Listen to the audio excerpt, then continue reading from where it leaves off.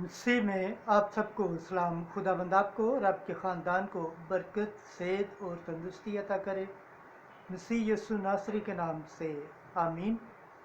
हमारे लिए आज की तिलावत तकवीन की किताब उसका 44 बाब 18 से 21 और 23 से 29 और 45 बाब की पहली आयत से 5वीं आयत तक।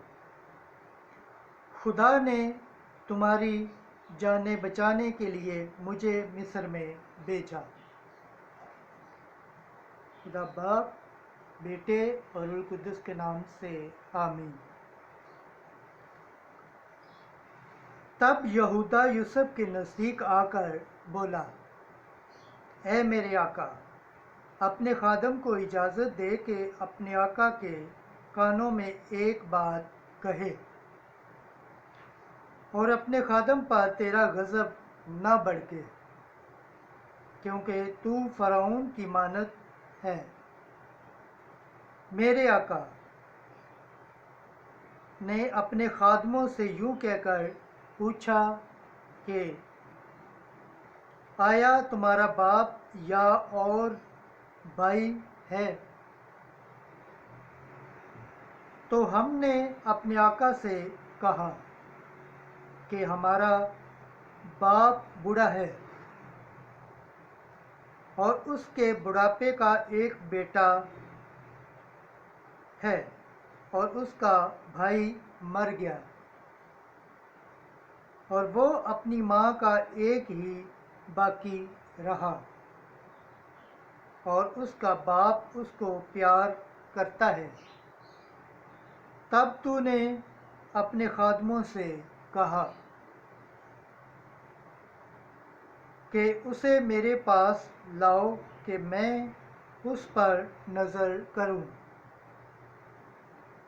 फिर तूने अपने खादमों से कहा कि अगर तुम्हारा सबसे छोटा भाई तुम्हारे साथ ना आए तो तुम मेरा चेहरा ना देखोगे।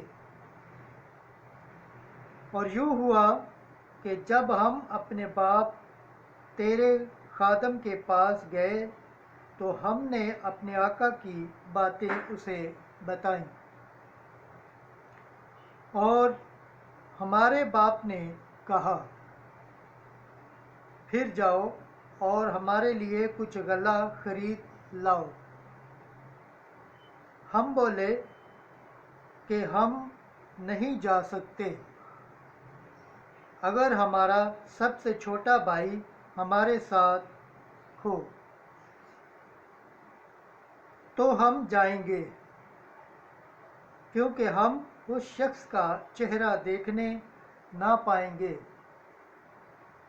जब तक कि हमारा सबसे छोटा भाई हमारे साथ ना हो। और तेरे खादम मेरे बाप ने हमसे कहा, तुम जाते हो कि मेरी बीवी से मेरे लिए 2 बेटे हुए। एक मुझसे जाता रहा और मैंने कहा वो फाड़ा गया और मैंने उसे अब तक नहीं देखा।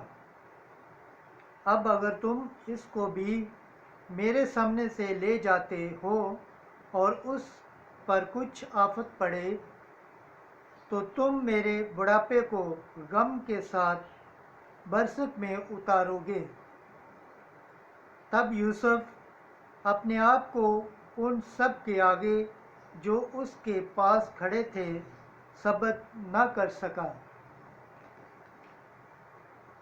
तो हुक्म दिया कि सब बाहर जाएं, ताकि जब वो अपने आप को अपने भाइयों पर जाहिर करे कोई गैर शख्स हाजिर ना हो।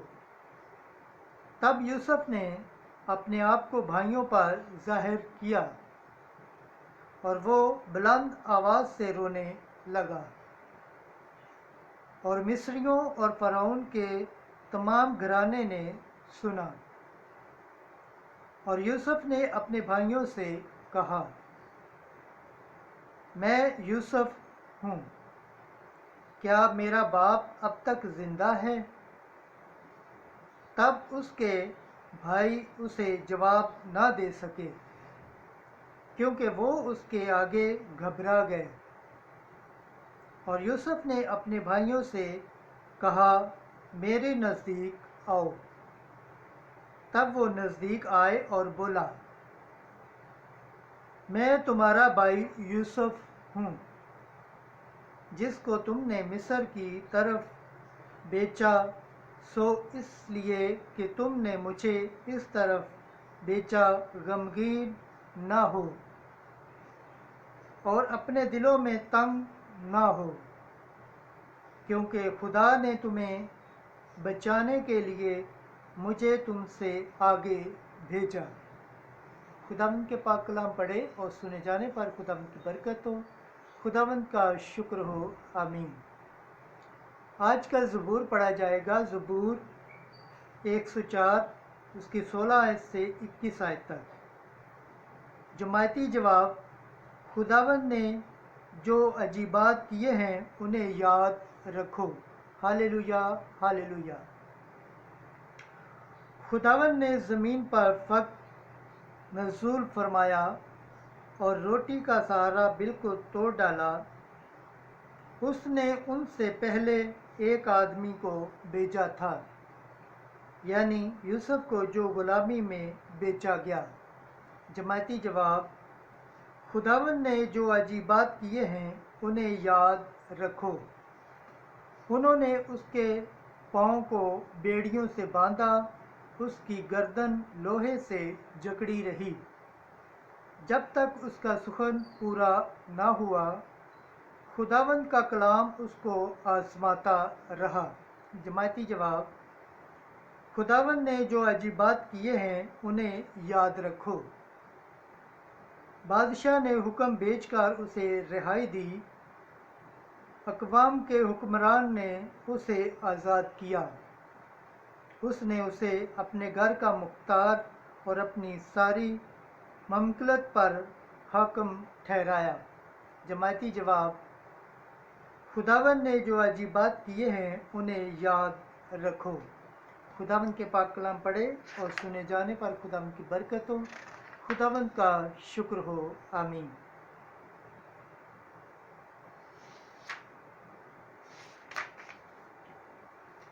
آج کی انجیل مقدس متی کے مطابق اس کا 10واں باب 7ویں آیت سے 15ویں آیت تک۔ مفت تم نے پایا ہے، مفت ہی تم دو۔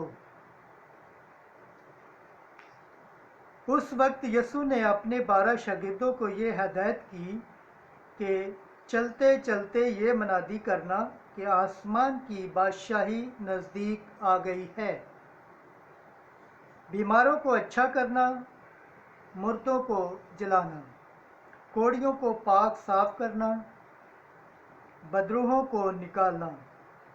مفت تم نے پایا ہے، مفت ہی تم دینا۔ نہ سونا، نہ چاندی، نہ تانبا اپنے کمر بند میں رکھنا، نہ راستے کے لیے تھیلی، نہ 2 کرتے، نہ جوتے، نہ لاٹھی لینا، کیونکہ مزدور اپنی خوراک کا حقدار ہے۔